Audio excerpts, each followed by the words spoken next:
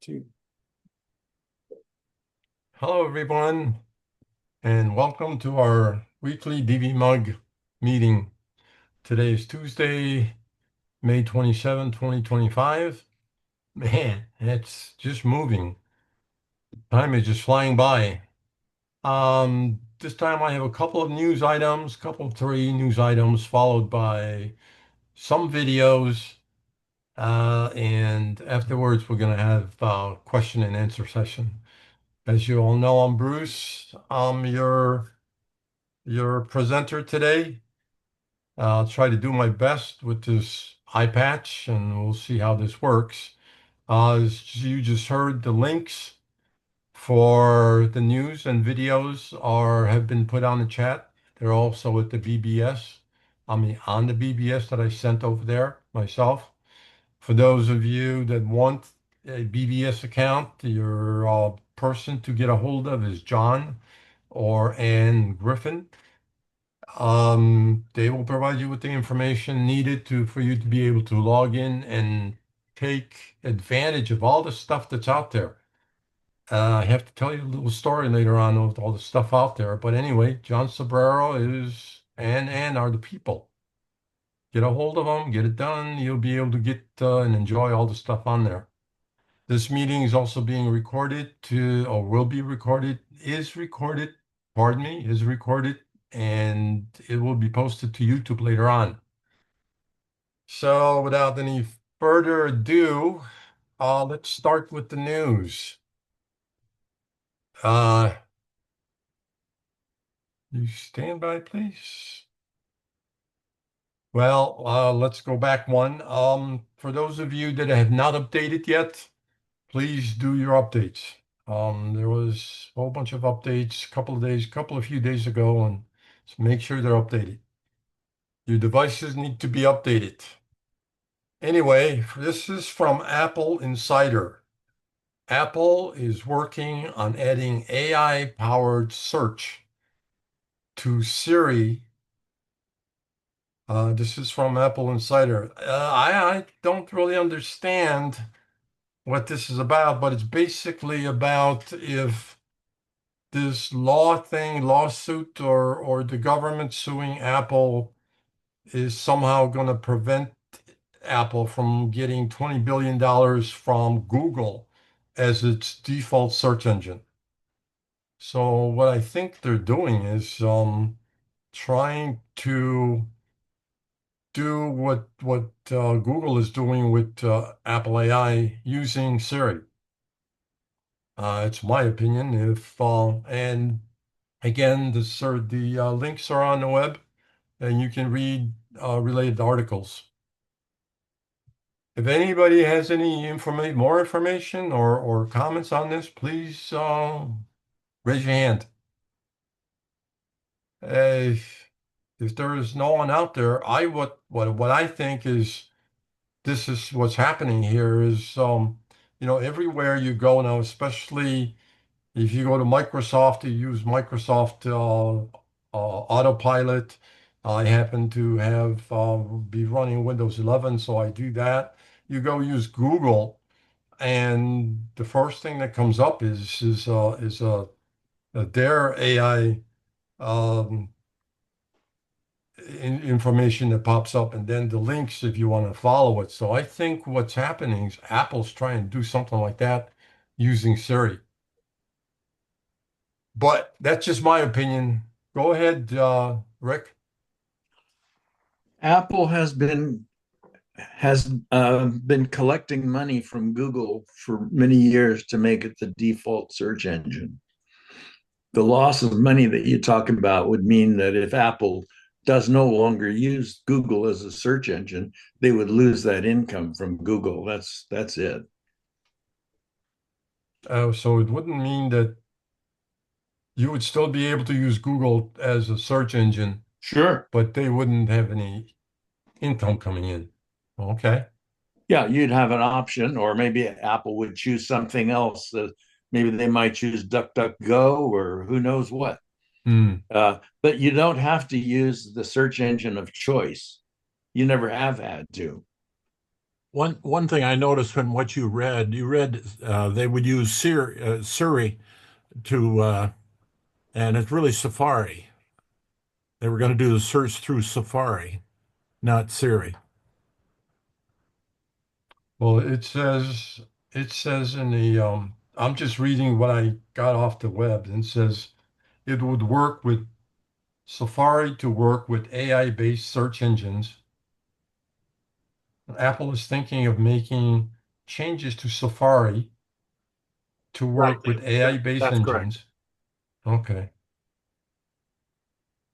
So I guess maybe we'll see. Anyway, So well, um, I just put a link in the chat to an article from Mac Stories that somebody forwarded to me on the BBS from a month ago that is really interesting.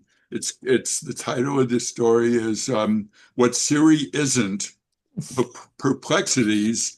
Perplexity is another large language chatbot, large language model.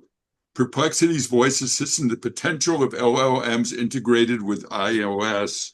And what it's talking about is how if you download the Perplexity app, which is a free app, it has a voice assistant feature in it that they managed to use all the existing um, Apple APIs, which are the links into the Apple software, to integrate into the Apple operating system to an amazing extent. You can do things like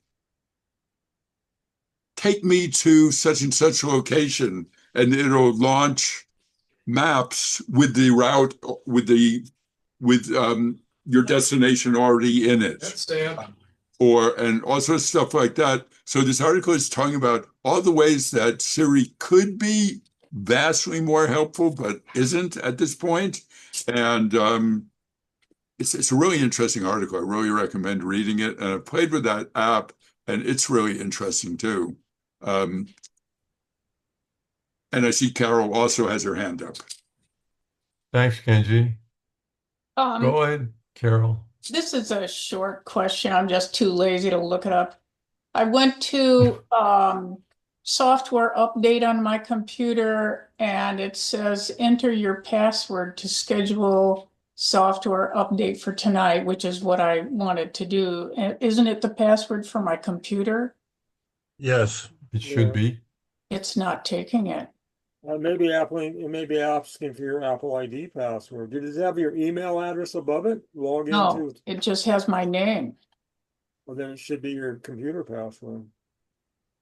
Yes, it is your computer password. You can say schedule it for tonight or do it now. Well, It should be your computer password, your admin it's password. not taking my password. Caps lock, maybe? Excuse me? Caps lock. Caps lock, maybe? No. Oh, well, move on. You can figure that out later. It's not part of the presentation and recorded. The little gear is spinning next to That's normal. It restart. takes a long time. So this is Yeah. not part of the questions for this video. So why don't you wait till Q&A and see if it resolves itself. Spinning means Alright. just wait. It might just So- resolve itself. Give it enough It time. won't resolve itself because she's choosing to do it tonight. So she'll just have to wait. Well, normally what this happens is you do put in your password and it goes away and then it happens when it's sleeping tonight. Then it happens what? What it says was, do you want to do it tonight? And you authorized it by putting in your password. It should stop spinning and go away, and then it will happen tonight when you're sleeping, when it's asleep. Okay, well, the gear is still spinning. You Let's mean move on should and see if it resolves itself by Q&A time. All right. Mike had a question. Mr. Dickinson. Mike, you're muted. I was just curious if I missed to notice it was Pirate Day. I noticed you had a patch and Kenji had a patch, and I thought maybe I should have a patch or something. You should have a patch. Yeah, You're in if you solidarity. want to. Exactly. Arg. I was just do that. You missed the beginning of the meeting where Bruce explained his patch. Well, okay. What's Kenji's story? I'm with Bruce. Oh, you're with Bruce. Okay. I'll go see what I can find. Okay, thank you guys.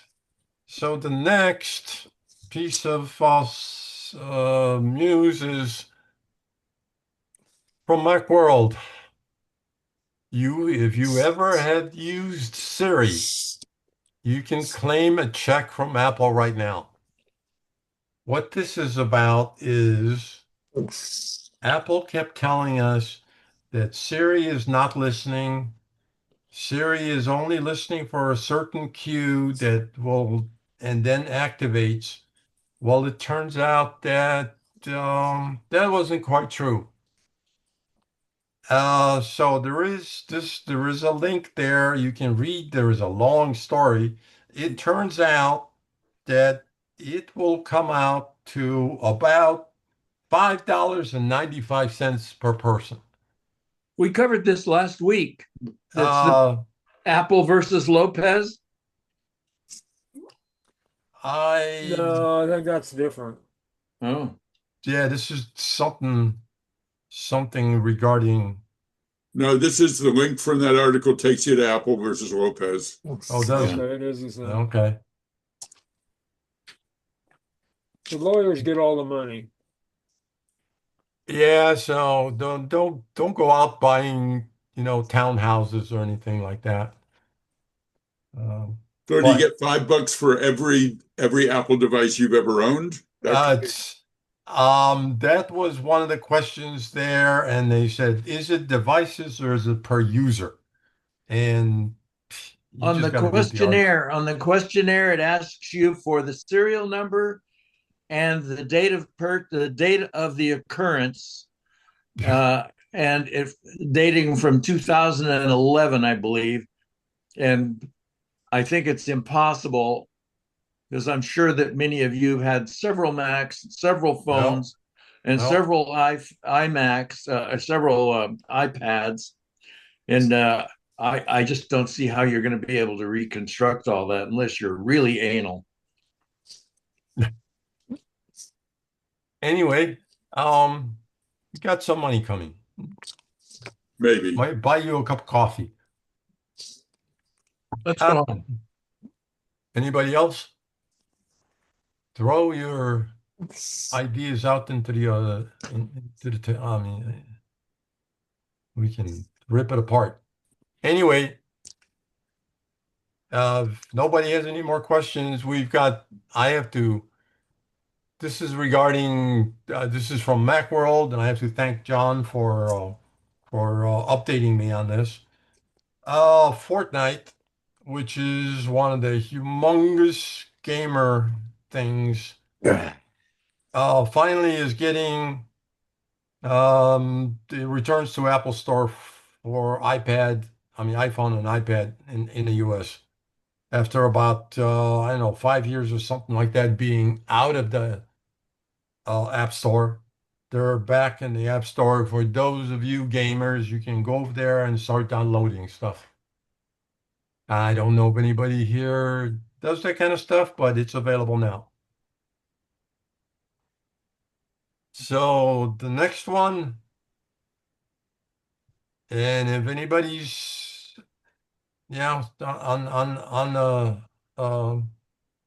on trying to or waiting, you don't have to wait anymore. It's available at the store right now. Next one is from an Apple Insider. And I seem to be having video issues right now. But anyway, it's from Apple Insider. This is a tantalizing details on Johnny Ive AI device leak after OpenAI meeting. What um what this is about is, and again, the link is under there so you can read more on it. What this is about is those two are trying to eliminate um, eliminate iPhones or phones with AI. They don't know what the stuff is going to look like.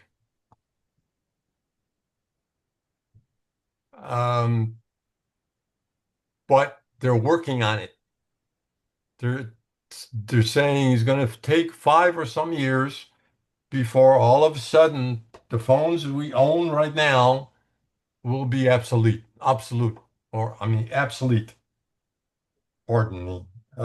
So they've invested a whole bunch of money and they're working on some kind of device that supposedly in time is going to replace phones.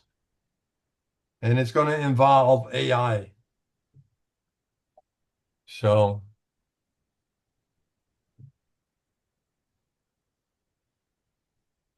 anybody have any ideas or speculations regarding this thing? Again, Oh, yes, there was a lot of press after this big, a lot of speculation after this big press event, whereas Sam Altman, the founder and head honcho of OpenAI, which is ChatGPT, says that he wants to get the friction in the middle, which is computer and phone apps, out of the way between the AI and us. And so they're proposing some sort of development of new interface hardware that's not dependent on computers or apps, or that goes straight between us. I don't think it's meant to replace phones because I don't know that it's going to make phone calls but it's we'll see. So far, there have been a number of products out there that are supposed to do something like this, and they've all been bombs. So I think this is out there, speculation out in the future, and will it bring up questions of what's the word I'm looking for? Where they'll control everything. Will the government allow them to control everything? I don't know. That's interesting. So we'll see. I wouldn't be looking for something for your daughter for your Christmas list anytime soon. There was a thing that was an AI pin that you could buy. It was quite expensive, and it was Apple. They hired a bunch of Apple um, people from Apple to do it, and it might still exist, but it hasn't sold. And but part of this deal is that OpenAI wants the user interface that Ive's company developed, which I don't know what it is. It's called something. Anyway, I don't know if I added anything to the discussion or not by saying that word salad that I just gave you. Well, Jason Snell has an article on 6 colors. He waited several days after this, and he was highly suspicious, and he still is. And he talked about it on MacBreak. Just like nobody knows what this is, and the video was like a promotional video with no details whatsoever. So, they didn't reveal anything about it, basically. Yeah, I think it's all speculative. They don't have any device they're about to launch. So That it I did know. involve a bunch of money. Johnny Ives got $8 billion or something. They're just calling it a paradigm shift. They're hoping it will be. It could be a complete flop. Nobody Right. knows what it is or whether anybody will want it. So they're just promoting themselves, basically. it's kind of hard for me to imagine not to have a phone and be able to do the same stuff with it. So That's right. People love their phones. They love their phones.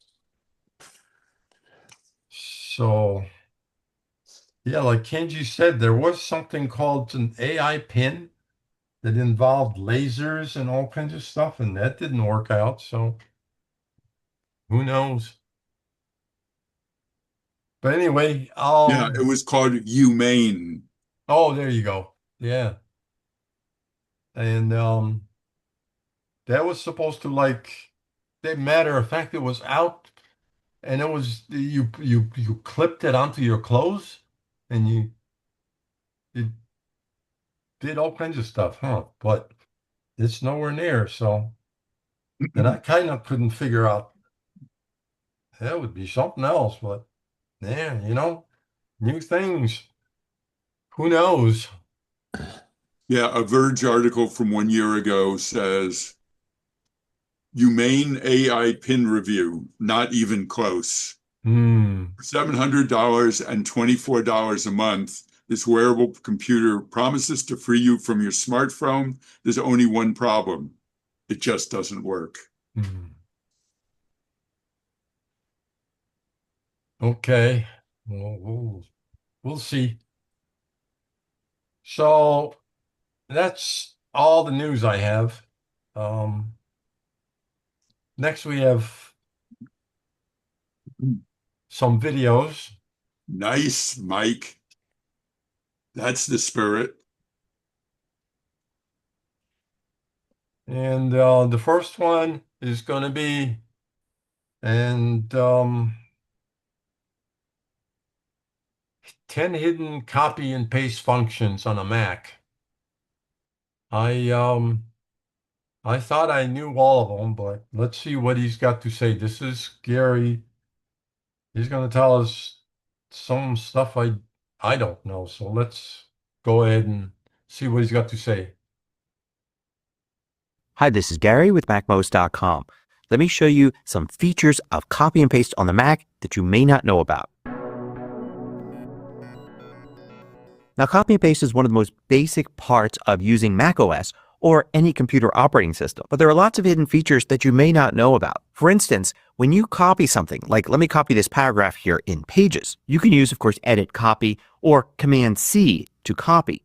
If you ever want to see what's in the clipboard, perhaps before you paste, there is a way. You got to switch to the Finder. So I'm going to click on the desktop here, and you can see here at the top left, I've switched to the Finder.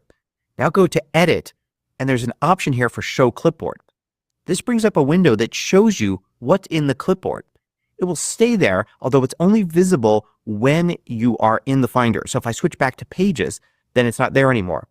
And it will show more than just text. For instance, I'll select this object here, and I'll copy, and then I'll switch back using the app switcher to Finder. And you can see now the clipboard window displays what's in it, even though it's an image. Now, one problem people often have with copy and paste is that it takes not just the text, but the styling as well. So I've got this text selected here in Safari on a web page. I'm going to use Command-C to copy, and then I'm going to switch to Mail where I'm composing a message. If I just use Command-V or Edit Paste to paste it, you can see it brings with it the coloring and styling of the text. However, you can go to Edit, and if you look carefully, you'll see Paste and Match Style. This is the equivalent to converting the text to plain text and then pasting it in, adopting whatever style happens to be what you're using at the cursor right now. So if I put this in there like that, you can see it retains the style that I was using. You'll find this in a lot of other apps as well. For instance, in Pages here, you can see Paste and Match Style is there also. Sometimes in some apps, you have to hold down the Option key, and it will show you this option as an alternative to paste. By the way, if you find these videos valuable, consider joining the more than 2,000 others that support MacMost at Patreon. You get exclusive content, course discounts, and more. You can read about it at macmost.com/Patreon. Now, sometimes there are alternative copy and paste functions. For instance, I can select this text here, and then instead of going to the Edit menu, I can go to the Format menu, and there I'll find Copy Style, Option Command-C. Then I can select other text, like this paragraph here, and go to Format and Paste Style, or Option Command-V. And it won't replace the text, it'll replace the styling for the text. Here I am in Photos, and I can go into this photo to edit it. Click the Edit button, and I can make adjustments. For instance, I'll make some lighting adjustments and color adjustments like this, and then click Done. And now I'll see the changes here for this photo. With that photo selected, instead of going to Edit, I can go to Image, and there's an option for Copy Edit, Shift Command-C in this case. And it gives me some options here on exactly what I want to copy. I'll copy, and then I'll select this image here, and I'll do Image and then Paste Edits. And you can see how this one will change to reflect that. It's a great way to get a series of photos to have all of the same adjustments. In addition to using copy and paste for things like text, images, and objects inside of apps, you can also use it in the Finder for files. So I can go into a folder here like this one, and I could select this file here and use Edit, Copy.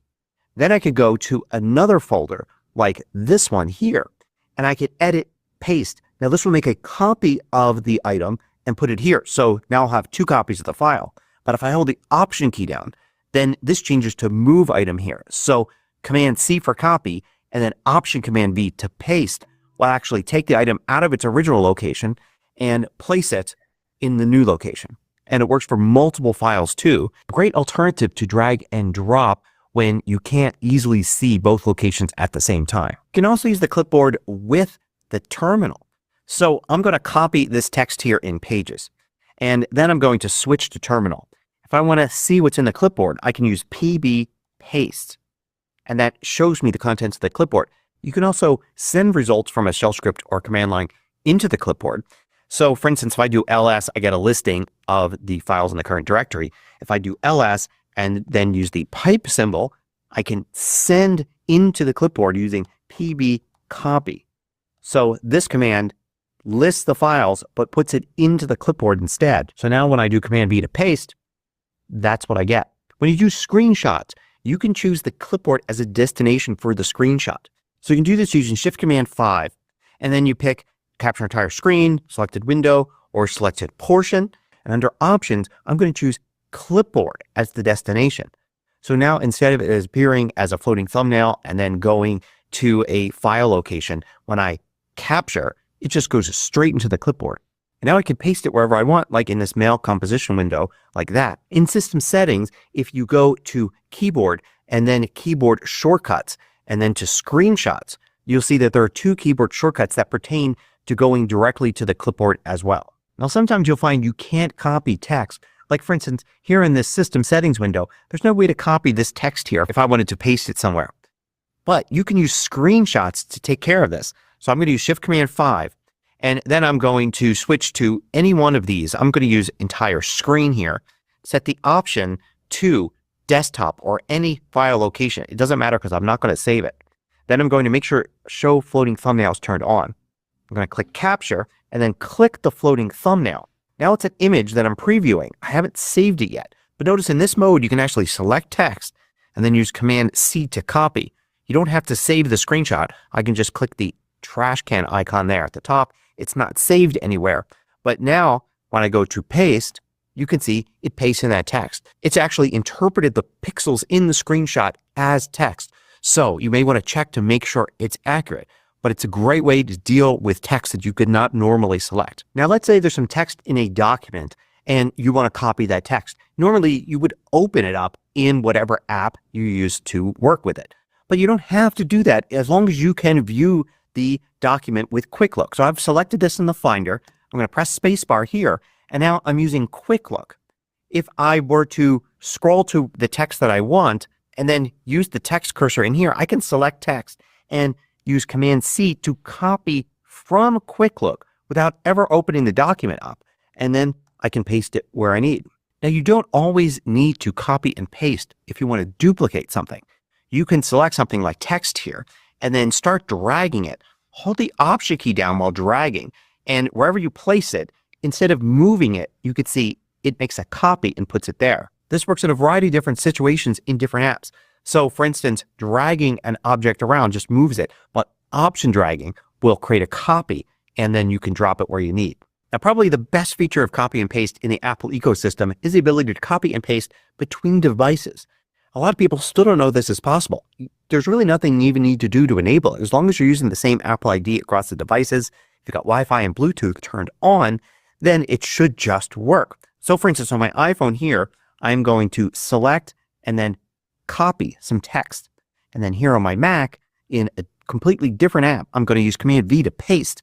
And you can see it pastes what I copied from my iPhone to the app on my Mac. And it works the other way as well. Works between 2 Macs, works between the iPhone and iPad, everything. And one last trick is that your Mac actually has 2 different clipboards. It has the regular one that we've been using all along, But there's also this text clipboard that goes back to the early days of computing. You can use it still in all the modern apps. So for instance, if you want to select some text here, you can use Control. That's Control, not Command, and K. And this will basically cut the text that's selected. And then you can use Control and Y to paste it back in. This is a separate clipboard from the regular one. So even if you've copied something else into the clipboard, that isn't touched. This one works separate from that, and it works just with text. Now, I can't talk about copy and paste without at least mentioning clipboard managers. These allow you to keep a history of what's in the clipboard, so you can copy several things and then paste something that was 3 or 4 copies back. Clipboard managers are third-party apps, but there are tons of different ones, many that have been around for a long time, some that are even free. And of course, I have to mention my own Clip Tools that you can get in the App Store, and then it appears here in the menu bar, keeps a history, has a ton of different functions. It's completely free, no ads, no in-app purchases, nothing like that. So get Clip Tools or any other clipboard manager that you prefer if you want a history for your clipboard. I usually don't recommend third-party apps unless they're absolutely necessary. But if you work with documents a lot, I think a clipboard manager is something that you should have. I hope you found this useful. Thanks for watching. Okay. Any questions?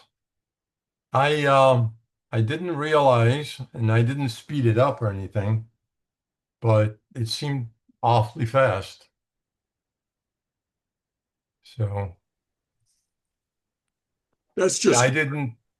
that's just his pacing. Yeah, for some reason, it just seemed awfully fast, though.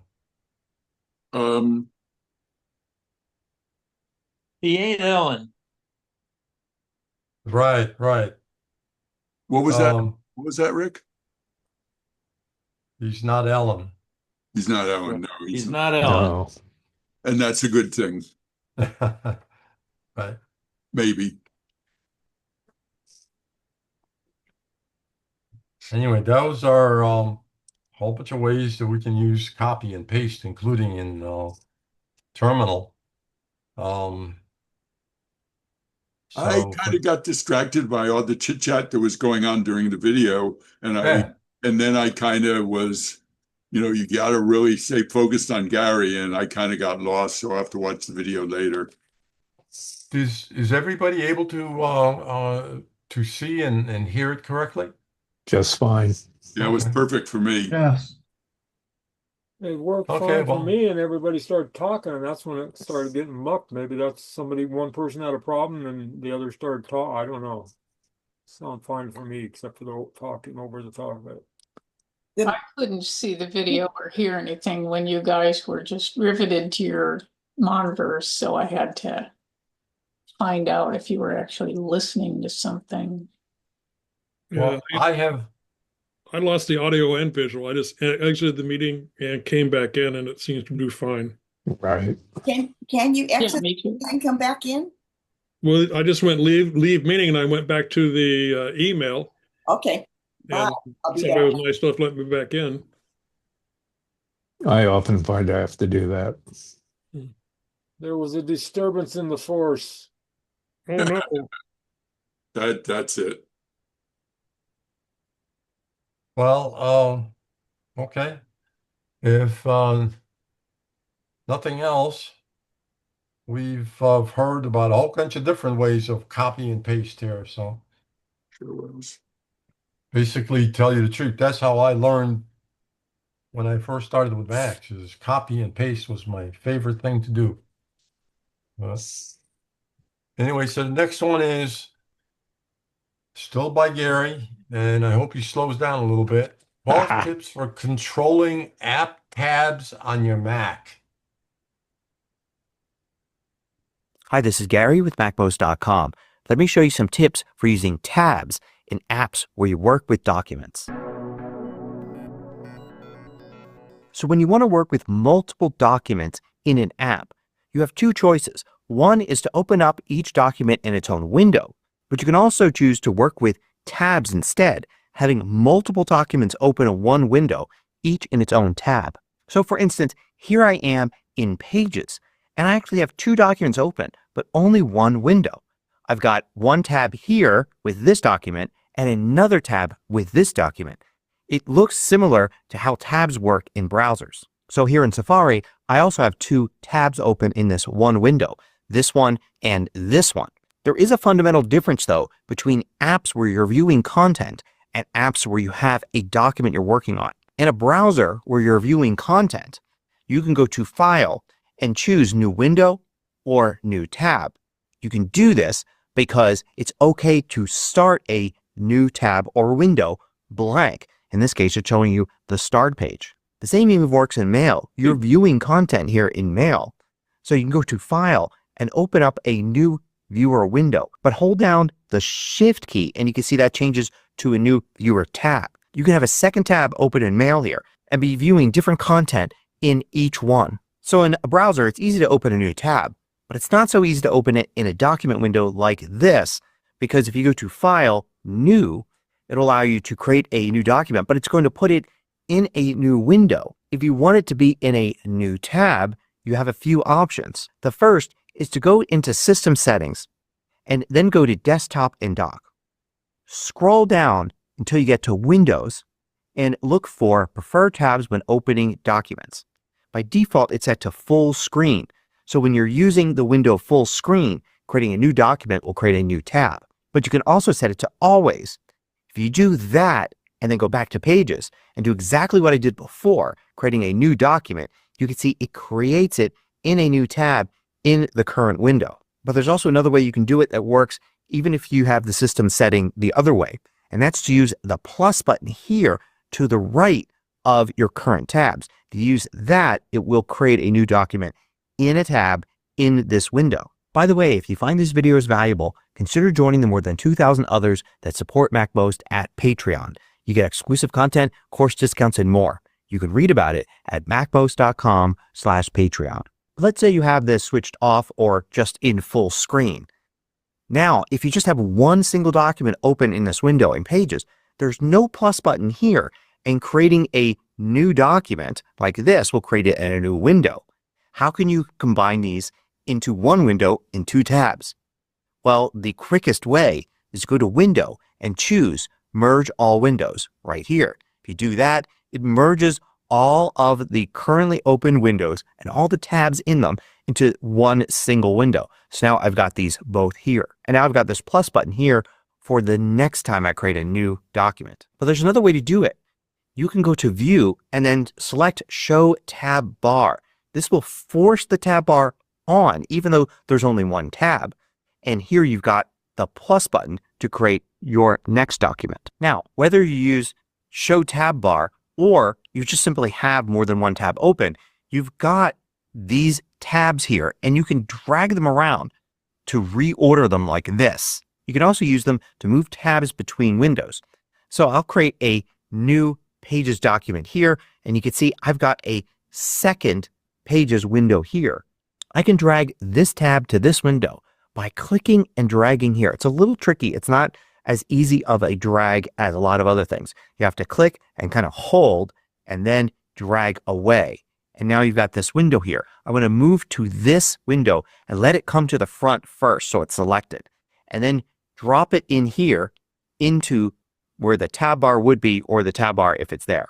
So I can move tabs between windows that way. I can also click and drag and simply drag it out and it will drag it to its own new window. So if I want to merge two specific windows into a tab, I can do that by dragging the tab at the top. If it's not there like this, I can go to View, Show Tab Bar. So now I can click and drag and I have to do from the tab, not from the title bar or any other part of the window, but from this tab label here. Click and drag and I can drag it into another window to add the tab to that window. Now you can also do some things by using the context menu. So you can control click, two finger click on a trackpad or right click on the mouse on a tab. Again, if you don't see the tabs here but it's just one tab, you can go to View and Show Tab Bar there. If I use the context menu, you can see I have the ability here to move the tab to a new window.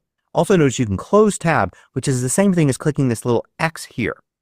But you can also close all the other tabs just to keep this one open.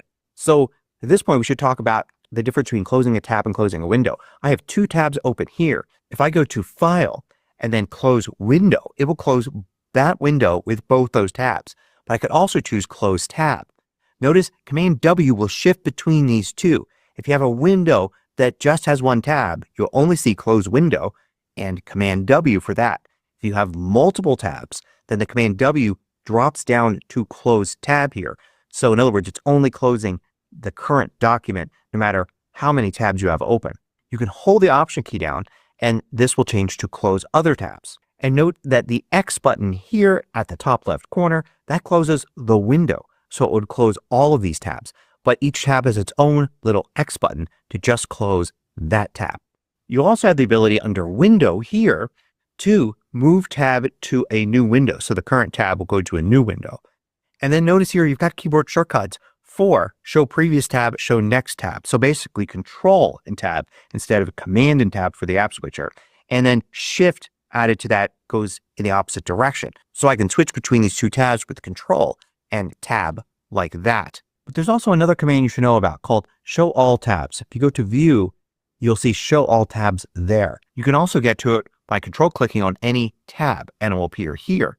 When you do that, you get this view, which gives you an overview of all the tabs so you can see each one, and you get a plus button as well. So now I could just simply switch to this tab like that. If I only have one tab open and Hide Tab Bar is turned on, so I can't add a new tab, I can go to View Show All Tabs and then use the plus button there to add a new tab. So here I am in Numbers and I've got a window with a single tab open here and then this window with multiple tabs. If you go to the window menu, you actually get a list at the bottom here of all of the current documents open. It doesn't care whether they're in tabs or in individual windows. So you can switch to a document this way and it'll bring that window to the front. You can also go and switch to a document that's part of a window with multiple tabs and it will switch to that window and take you to that tab. You can also do this by clicking and holding on the app icon in the dock. And then here you'll see a list of all of the open documents. So if I were to select one that's a tab in a window, it will go to that window and then go to the tab in that window. So you have two ways to get to the document that's open regardless of whether it's in a tab or in its own window. Another great place to work with tabs is in the Finder. You can have multiple Finder tabs open in a single window. So here, for instance, in the Finder, I've got a single Finder view open, but I can create a new Finder window or a new tab. So kind of works like Content Viewer, like Safari or Mail. So when I create a new tab, I've got two tabs open like that. Each one could be looking at something different. And it works great with drag and drop. I could be in this tab, start dragging and drag over to a tab, wait, and it will activate that tab. And I can then drop it here or it just continues to navigate by going down into subfolders like that. In the view menu, you've got your show and hide tab bar. You've got show all tabs. You can see there are keyboard shortcuts for it. Keyboard shortcuts kind of vary from app to app for those, although the menu items are the same. You can also go to view, show tab bar, and you'll get the plus button here to open up a new tab. And if you have multiple Finder windows open, you can go to Window and choose Merge All Windows, just like with Pages or Numbers. So tabs are a great alternative to working with multiple documents in an app without having multiple windows open. So there. Oh my goodness. I knew there were tabs and I used tabs. I didn't know half of that stuff. I was never able to take one tab and put it on the other. So Didn't know any of that stuff. I'm impressed. I'm gonna have to go like Kenji and watch this later. Take notes. I use Pages a lot, and it's always been a pain in the neck to have two different pages going. Like yeah, this is very helpful. No, I don't think Gary sleeps much. He probably stays awake all night learning this stuff. Hey, Question, since he talks so fast, is it possible, are these in YouTube? They are. We could slow them down a quarter. Yes. Yes, you can go to settings in that video, there is a little gear in the lower right-hand corner, Yeah. I believe. I know, but I do that at home, but I was wondering if you could play them in the first place a little slower. Oh, yeah, I could. Hey, yeah, yes.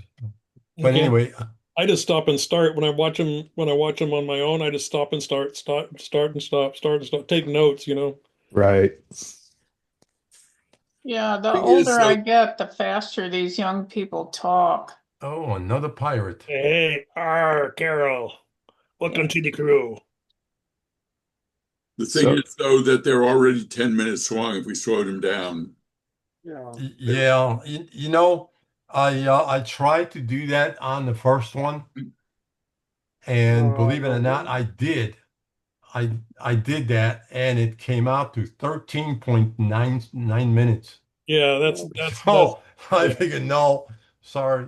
No, you're doing good, Bruce. It's we get the gist of it, and if we want to do it, we can go slow it down when we watch it on our own. Exactly. If But- people but are interested, this- you can go and make bookmarks. You can go to you log into YouTube, you can say watch later and it'll put in your watch later list. I do that and then I watch it. Not necessarily tutorials, but I don't watch them on the Apple TV on the TV and watch them.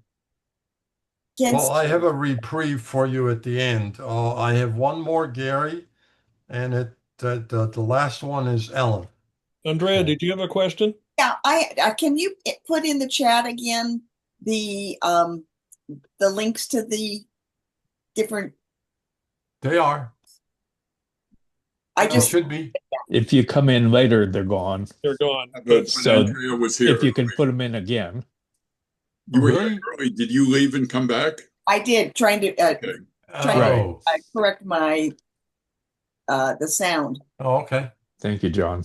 Thank you. So do you have access to the BBS, the bulletin board?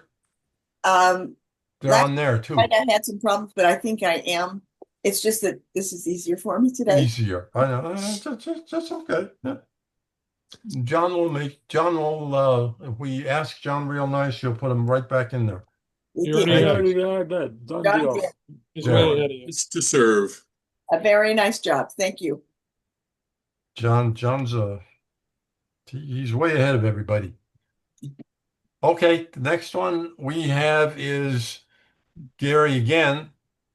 This is a bit shorter, and it's 10 tips for using notes more effectively. Now, just let me just say this. I am totally messed up with notes. I have notes dating back to year one. I'm not kidding you. And I don't know how to arrange and manipulate them. So he's going to try to tell us how to take care of notes. Hi, this is Gary with MacMost.com. Here are some tips for using the Notes app more effectively.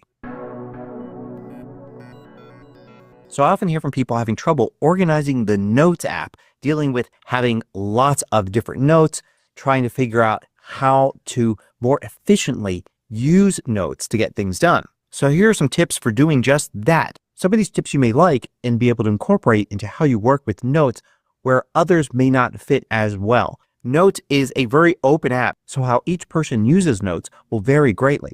But here are some tips that I find help me and may help you as well. So often when you want to record some information in a note, you don't want to take the time to create a new note right then. So you can just have a note that you keep adding to. I call it a draft note or something like that, where you just keep adding new things to it and then only later on break them off into their own notes or take an action and just remove them from this. You also may find this happens inside of a regular note. So you create a note and you start putting information into it, and then you find maybe some information in there would be better off in its own note. So don't be afraid to do just that. Take information in a note and cut it from that note and create a new one and put that information in there, creating two separate notes. If the notes are still related, you can then link note to note. So an easy way to do that is just use the greater than symbol twice, and then you can choose from a list here. So I'll choose that second note. So now when I'm on this note here, I could easily jump to that other note. And I could also have a link back to the first note if I want. So I can have things in separate notes, but easily navigate between them. If you find these videos valuable, consider joining the more than 2,000 others that support MacMost at Patreon. You get exclusive content, course discounts, and more. You can read about it at macmost.com/Patreon. Now, I assume you're using the list view here, not gallery view. And in list view, you're going to see your notes grouped together by how old they are. But if you have some important notes, you may want to pin them to the top. So all you need to do for that is select the note, go to File, and Pin Note. But you could also Control-click, right-click, or two-finger click on a trackpad and choose Pin Note there. And then you'll have this pinned section at the top. But be careful not to have too many notes in pinned. At some point, it just loses its usefulness if you have too many notes pinned up here. I try to keep only 2 or 3 notes pinned. You may want to have a few more, but I can definitely see there being a problem if you have more than 10 notes pinned to the top. And remember, it's really easy to pin and then unpin a note. So it's okay to pin a note that you know you're using a lot today or this week, but then normally have it unpinned when you're not using it so much. Folders are another thing I see overused a lot. You can create new folders and then move some of your notes into these folders to organize them. But then things get messy again once you have too many folders.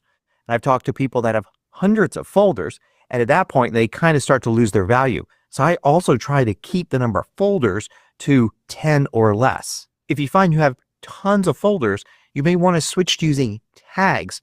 So for instance, here you can see the lectures I have all tagged with lecture here, and I can easily go to tags. I can have lots of those and just view one tag and see all of the notes with that tag in them.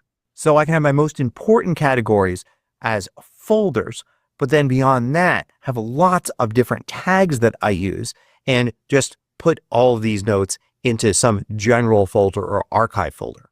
Now let's talk about individual notes.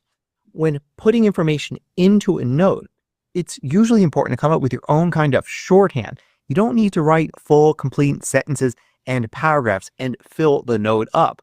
In general, you want to have as few words in the note as possible, just enough to remind you of some information or allow you to see information in a quick manner that you can easily review.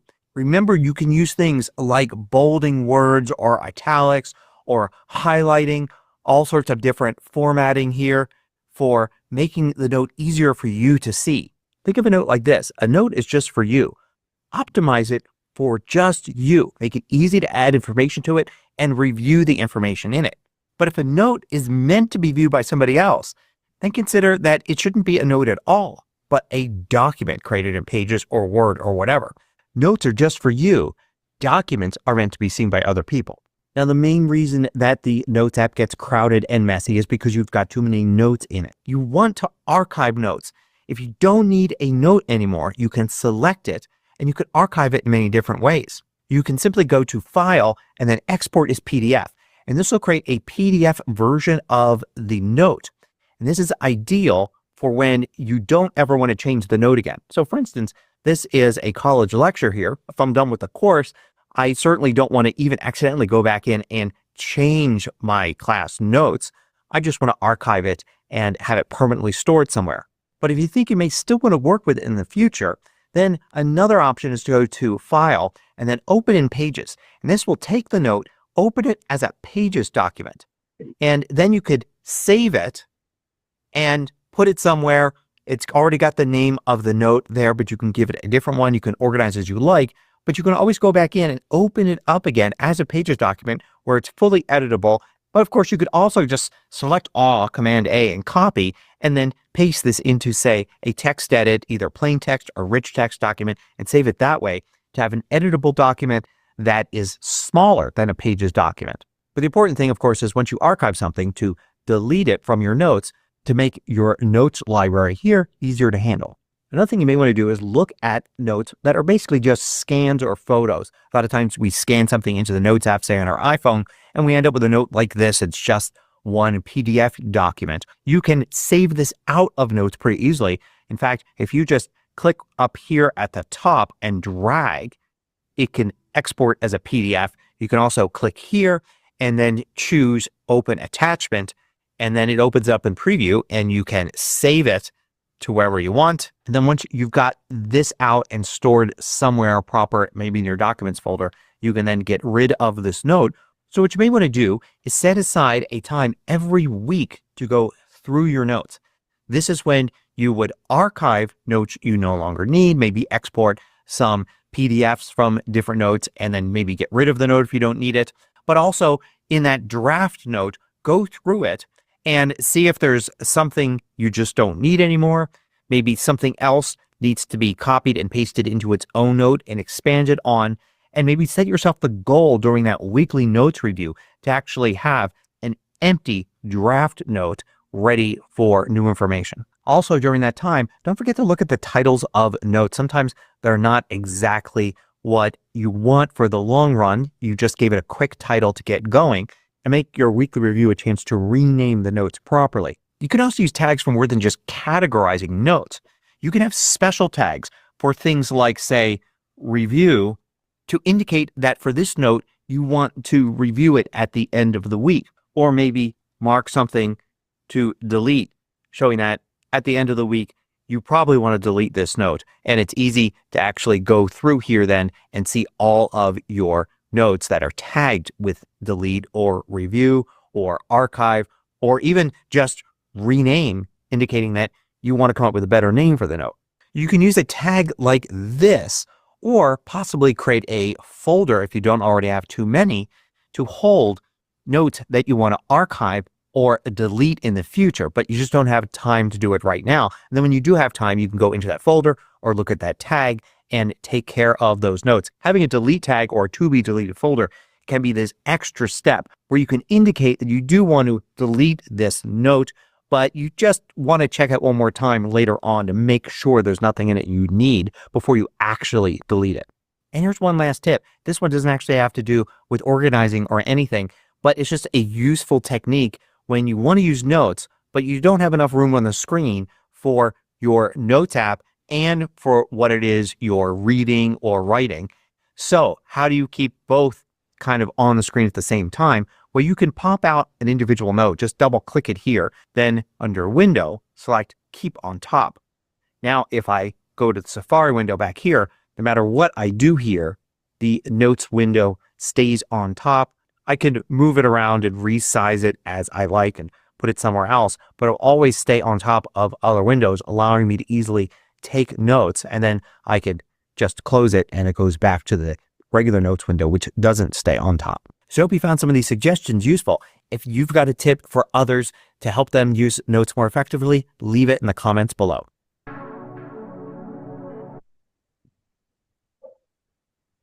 So the only way I know how to I deal with my notes is I search. I go to the search thing and I type stuff in, and usually brings up a whole bunch of notes, and I find the note that I want. So I don't know. Anybody out there? Any more ideas? Yeah, I'm not as organized as that guy is. I'm like you. My notes are like quick notes, and so I don't forget them, and then I got to go back and search for them. You know. I use the Notes app heavily, and I use folders. And you can have a folder hierarchy 5 folders deep. So he's talking about you can only have so many folders or it gets ungainly, but you can put folders inside other folders. You just click on a folder in the sidebar and you right click it and say new folder, and it puts a folder in that folder, creates a folder in that folder, and you keep doing that. Like I said, 5 deep. Oh, like like Russian nesting dolls. Just keep. Well, it's like you do with like I do with a Finder in my documents folder. I've got the same kind of thing. I should do it more in Notes. I use Pages instead. It has all the same function, but is easier to follow what's going on.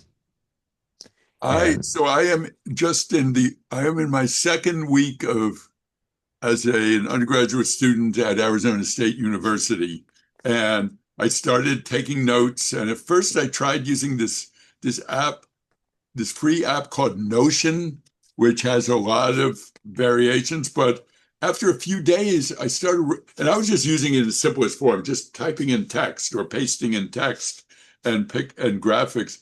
But I started realizing that I didn't really understand the interface. I was starting to have problems. So I went back to the Notes app, and I just created a folder that says ASU, and a folder in there with my class, and a folder in that with the first module, and that's working fine.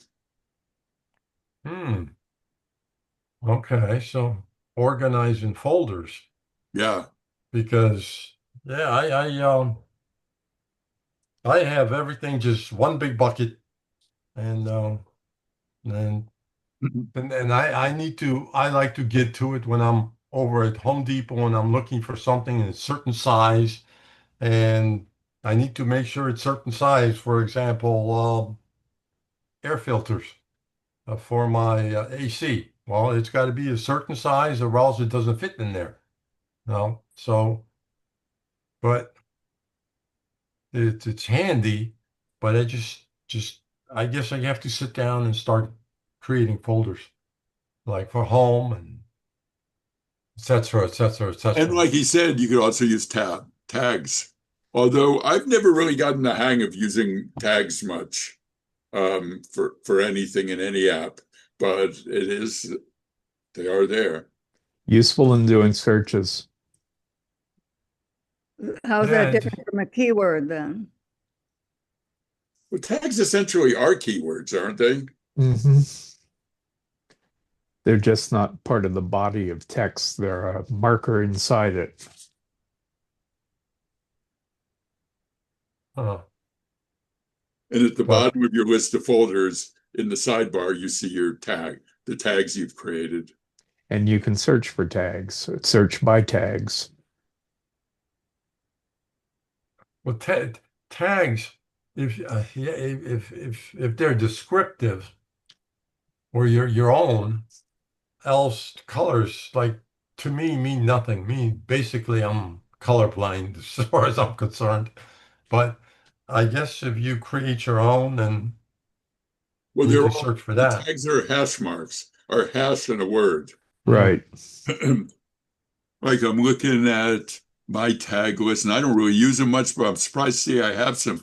I see hashtag corn muffin, hashtag COPD, hashtag COPD Australia, which are these great guys who have all these great YouTube videos on. Yes. Hashtag knee exercise like that. And I don't actually even remember having ever put them in. Maybe they were already in things I copied from when I like copied a web article and pasted them in. Maybe the hashtag was already in the body of the text.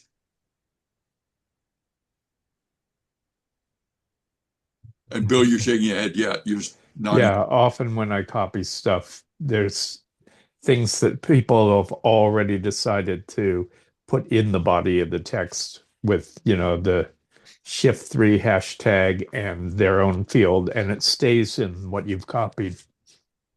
So it parses it out. Oh, you know what? That's right. I see that like in social media posts all the time. They'll have like all these hashtags at the bottom. Right. And I understood what they were for. I guess that's so when you copy them, you then, I don't know. It's also used by web crawlers. Okay.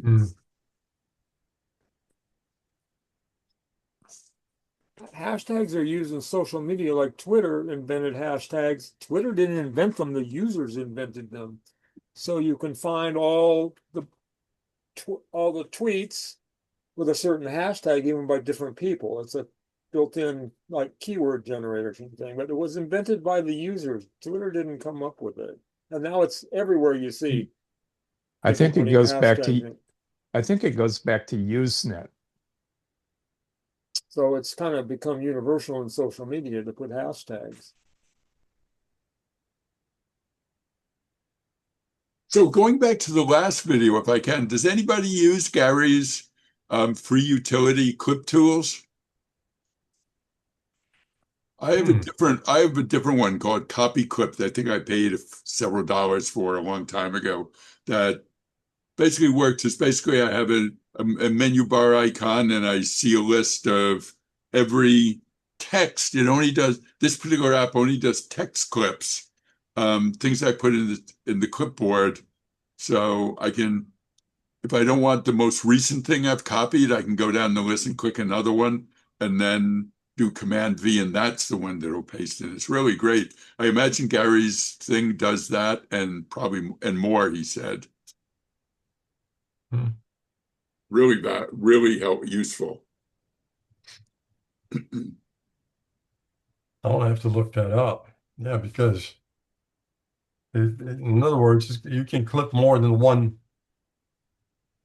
clip in the clipboard, because right Yes. now you can only do one. So I use one called Collective.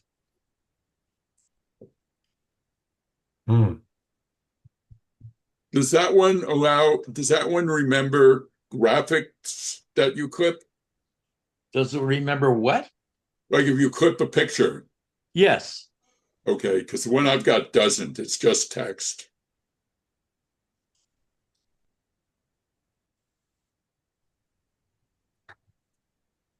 well, okay. Anybody else have any wisdom for us?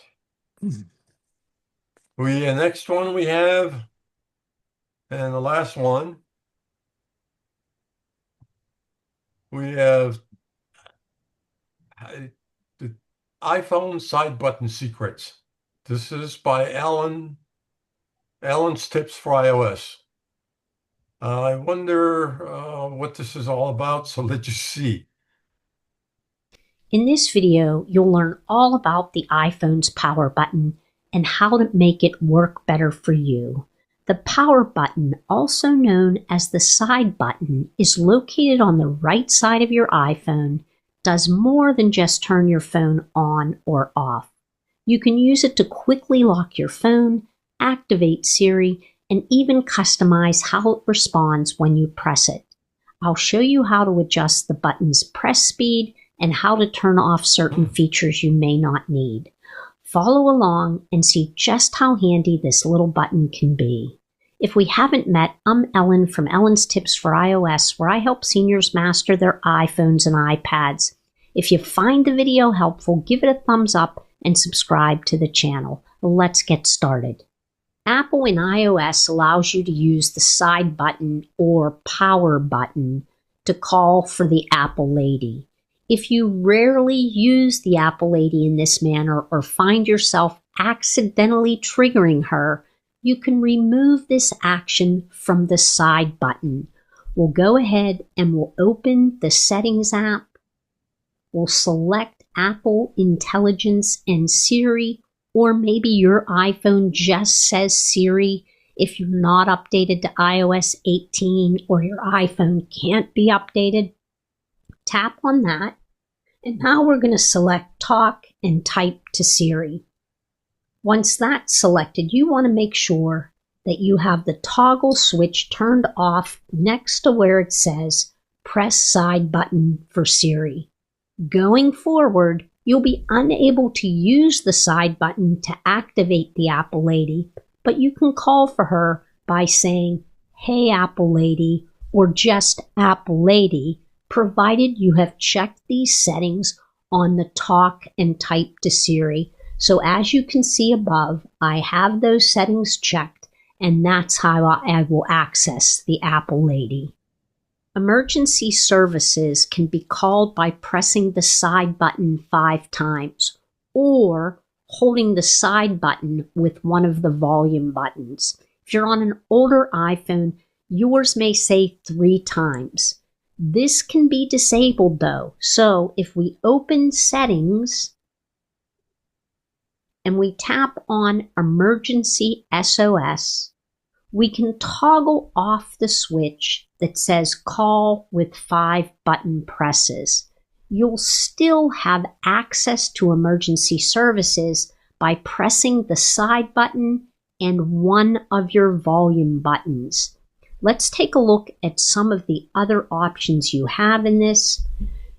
You can have it call quietly, so if I turn that option on, like there will not be any warning alarms, flashes, or whatever on your iPhone once you've triggered emergency SOS, but I like to leave that option off. And you also want to have call after a severe crash toggled on. So those are some of the options that you have available in emergency SOS. If you're tired of hearing the iPhone play a confirmation tone when locking it, we can change that as well. Open Settings, tap on Sounds and Haptics, and then scroll down and locate Lock Sound. Toggle that switch off, and now when you use the side button, your iPhone will remain silent. You can easily access your payment cards, transit passes, and other things that's located in the Wallet app by double-clicking on the side button. So if I double-click, you'll see it takes me right into my Apple payment. If you want to disable this feature, again, we need to go back into the Settings app. Once we do, locate Wallet and Apple Pay, and then scroll down until you see double-click side button. Toggle that switch off, and now when you double-click, you will no longer access your wallet information. If you use the accessibility features, you can assign them an accessibility shortcut and trigger them with a triple press of the side button. So if I triple press on the side button, you'll see that my accessibility shortcuts come up. However, if you no longer want this feature or accidentally enabled it, again, you've got to go through the Settings app. So we're going to tap on Settings. We're going to tap on Accessibility.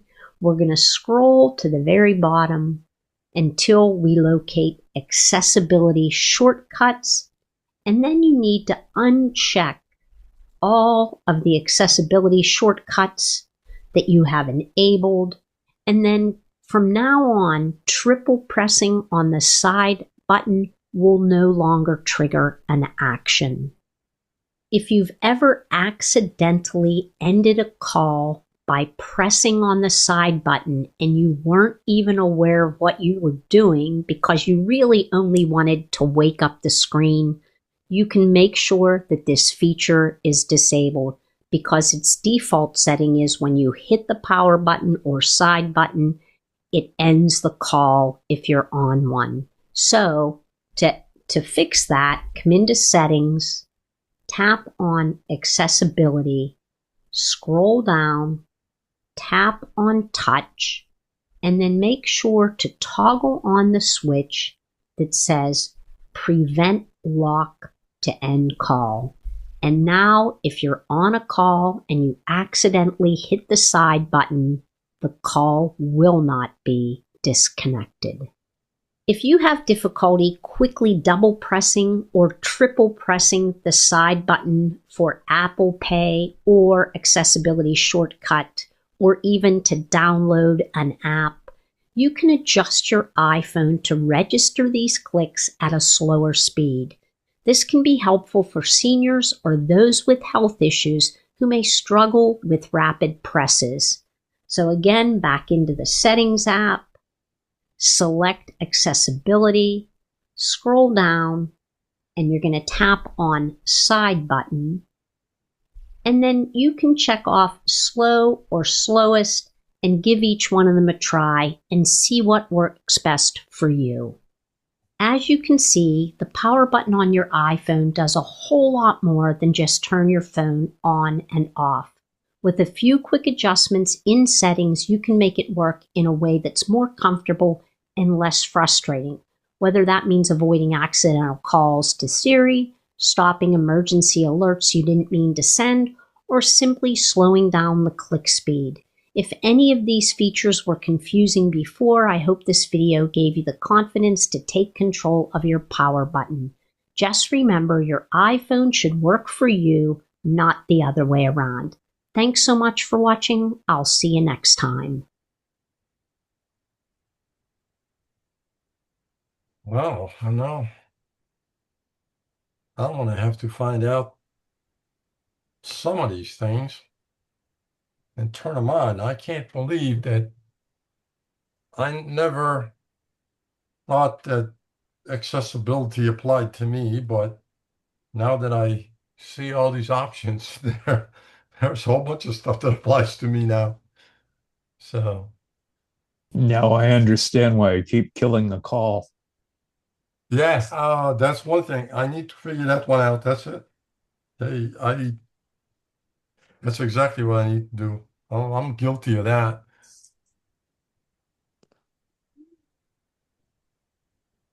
Well, anybody else? Comments? Questions? Yeah, we need, this is the last video that I have, so next is going to be questions and answers session. Okay, you can end your share. Right. Hold on for a new video. Go ahead, Bert. Hold on. We have to start a new video. Hold your horses. Any DVMUG members watching this on YouTube can get the next session, which is Q&A, which is not public. There'll be a link on the BBS. So I'm gonna stop the recording and we'll start a new one.